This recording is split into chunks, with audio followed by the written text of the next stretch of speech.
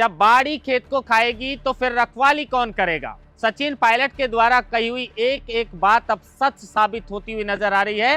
राजस्थान के पूर्व मुख्यमंत्री अशोक गहलोत के पीएसओ रहे राजकुमार यादव और उनके बेटे को एसओजी ने गिरफ्तार कर लिया है। पहले उन्हें पूछताछ के लिए बुलाया गया, उसके बाद गिरफ्तार किया गया और उसके बाद कोर्ट में पेश करके 12 अगस्त तक रिमांड मांगी गई है। अब आप बताइए, मैंने ठीक ही कहा था कि जब बाड़ी खेत को खाने लगेगी तो फिर रखवाली कौन करेगा। आप तस्वीर देख रहे हैं, अशोक गहलोत जी हेलीकॉप्टर में बैठे हैं और यही पीएसओ साहब हैं अशोक गहलोत के, जिनको अब एसओजी ने गिरफ्तार कर रिमांड पर जो है वो 12 अगस्त तक लिया है। इनके बेटे को भी साथ में रिमांड पर लिया है। अब ये बड़ी गिरफ्तारी हुई है और ऐसा लग रहा है कि अब बड़े मगरमच्छों तक एसओजी पहुंचने वाली है। इस मामले को लेकर डॉक्टर किरोड़ी लाल मीणा ने क्या कहा, अशोक गहलोत के पूर्व एसटी लोकेश शर्मा ने क्या कहा, बीजेपी ने क्या कहा, वो भी आपको बताएंगे, लेकिन इस पूरी कहानी को आप समझिए। जल्दबाजी में राजस्थान में सब इंस्पेक्टर भर्ती को संपन्न करवाकर नियुक्ति देने का जो काम अशोक गहलोत साहब कर रहे थे, क्या दाल में कुछ काला था या फिर पूरी दाल ही काली थी। अब इन बातों से तो ऐसे लग रहा है कि शायद पूरी दाल ही काली थी, क्योंकि इसमें अब तक 54 से ज्यादा एसआई जो हैं वो गिरफ्तार हो चुके, 120 से ज्यादा आरोपियों की गिरफ्तारी हो चुकी और अब अशोक गहलोत के पीएसओ की ये गिरफ्तारी कई सवाल खड़े करती है। लेकिन एसओजी ये पीएसओ साहब तक पहुंची कैसे, उस पर भी आपको विस्तार से बताएंगे। दरअसल कुंदन पांडे जो डूंगरपुर के अंदर तृतीय श्रेणी का शिक्षक है, 5 जून 2025 को इसकी गिरफ्तारी हुई थी। इसी ने राजकुमार यादव को सब इंस्पेक्टर भर्ती का पेपर दिया था और वही पेपर राजकुमार यादव ने अपने बेटे भरत यादव को पढ़ाया। उसके अलावा सत्येंद्र यादव और रविंदर सैनी को भी पढ़ाया। सत्येंद्र यादव को 2-3 दिन पहले एसओजी ने गिरफ्तार किया, जो ट्रेनी एसआई था। 12वीं रैंक सब इंस्पेक्टर भर्ती में इन्होंने हासिल की थी और 156वीं रैंक रविंदर सैनी ने हासिल की थी। इन दोनों को भी पीएसओ साहब जो है राजकुमार यादव, इन्होंने ही पेपर पढ़ाया था। राजकुमार यादव का बेटा भरत यादव भी परीक्षा में पास हो गया था, लेकिन फिजिकल में वो फेल हो गया क्योंकि उनका पैर जो है उसमें चोट लग गई थी और ऐसे में वो फिजिकल देने पहुंचा ही नहीं था। अब आप बताइए किस तरीके से राजस्थान के बेरोजगार युवाओं के साथ धोखा हुआ है। लोकेश शर्मा ने अशोक गहलोत को इस मामले को लेकर निशाने पर लिया है और डॉक्टर किरोड़ी लाल मीणा ने कहा है कि अगर राजस्थान की कांग्रेस सरकार की सांठगांठ पेपर माफियाओं से नहीं होती तो फिर राजस्थान के बेरोजगार युवाओं के साथ इतने बड़े स्तर पर धोखा नहीं होता। अब ऐसे लग रहा है कि राजस्थान की बीजेपी सरकार बड़े बड़े मगरमच्छों तक पहुंचने की प्रयास करेगी और किसी भी तरीके से बड़े मगरमच्छों को सलाखों के पीछे भेजेगी, क्योंकि हनुमान बेनीवाल जिस तरह के आरोप लगा रहे हैं, कहीं ना कहीं एसओजी पर भी सवाल खड़े होते हैं। हनुमान बेनीवाल का कहना है कि एसओजी गिरफ्तारी तो करती है लेकिन 2 के बदले 1 को फ्री करती है, कभी 3 के बदले 1 को फ्री करती है, यानी एसओजी भी सांठगांठ करने का काम करती है। खैर ये बेनीवाल के आरोप हैं। सबसे पहले अशोक गहलोत के जो पूर्व एसटी हैं लोकेश शर्मा, उन्होंने क्या कुछ जो है वो पोस्ट किया है, पहले आपको वो पढ़वा देते हैं। दरअसल कई बार अशोक गहलोत के राज खोलने का काम लोकेश शर्मा करते हैं। लोकेश शर्मा पोस्ट करते हुए लिखते हैं कि श्रीमान के मुख्यमंत्री रहते हुए ऐसा हुआ होता तो यही शब्द होते कि अपना आदमी है।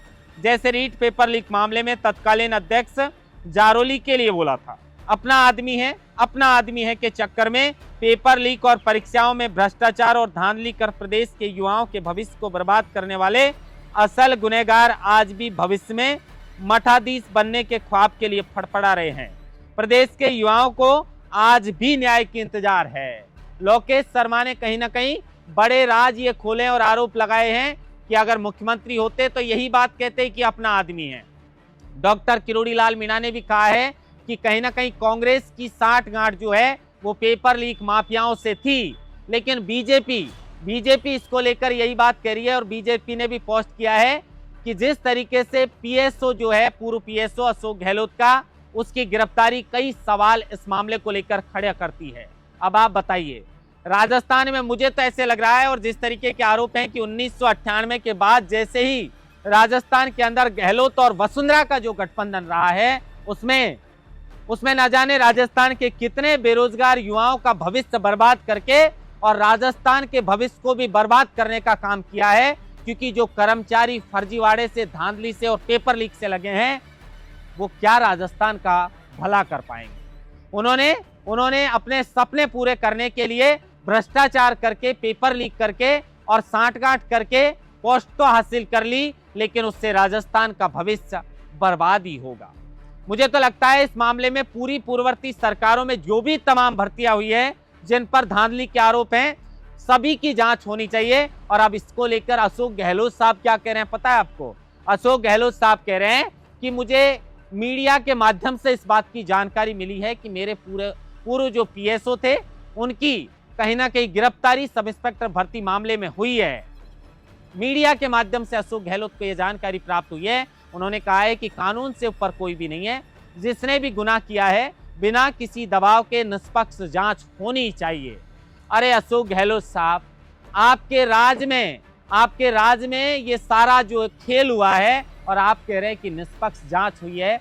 आपको सूबे की सबसे बड़ी कुर्सी मिली थी, एक बार नहीं 3 बार मिली थी, और अब आरोप लग रहे हैं कि आपके पीएसओ साहब जो हैं वो इस तरह के फर्जीवाड़े का काम कर रहे थे।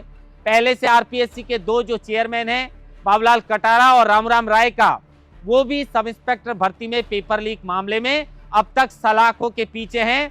54 से ज्यादा एसआई ट्रेनी जो है वो पकड़े जा चुके हैं और उसके अलावा 100 से 20 आरोपी इस मामले में गिरफ्तार हैं। और कोर्ट के अंदर बीजेपी से जब पूछा गया, सरकार से जब पूछा गया पेपर को रद्द करने के मामले में, तो साफ तौर पर बीजेपी ने भी इनकार कर दिया।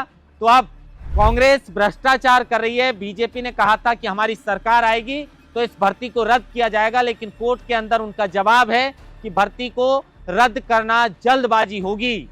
अब कोर्ट इस बात के इंतजार में है कि आगे जो भी तथ्य आएंगे उनके आधार पर क्या होगा, उस पर कोर्ट फैसला लेगा। लेकिन हनुमान बेनीवाल ने जिस तरह के आरोप लगाए हैं एसओजी पर, वो भी राजस्थान के युवाओं के मन में कई सवाल खड़े करते हैं कि क्या एसओजी में भी सचमुच सेटलमेंट किया जा रहा है। क्योंकि पहले से एसओजी के 4 जो कर्मचारी और अधिकारी हैं उनकी जांच चल रही है इस मामले को लेकर, और अब वीके सिंह लगातार इस मामले में ताबड़तोड़ कार्रवाई तो कर रहे हैं, लेकिन हनुमान बेनीवाल कहीं ना कहीं सवाल खड़े कर रहे हैं। देखना यह होगा कि 12 अगस्त तक अशोक गहलोत के पूर्व पीएसओ जो पर्सनल सिक्योरिटी ऑफिसर हैं राजकुमार यादव, उनकी गिरफ्तारी के बाद उनकी रिमांड ली जा रही है। इसके बाद कौन कौन से बड़े खुलासे हो सकते हैं। और हम तो ये भी चाहते हैं, राजस्थान के मुख्यमंत्री भजनलाल शर्मा से ये मांग करते हैं कि इस मामले में जो भी गुनहगार है वो बचना नहीं चाहिए और सब इंस्पेक्टर भर्ती को रद्द करना चाहिए किसी भी सूरत में, लेकिन जो ईमानदारी से लगे हैं उनका भी हक नहीं मारना चाहिए। महेंद्र मासुट्टा, लोकमत हिंदी, जयपुर।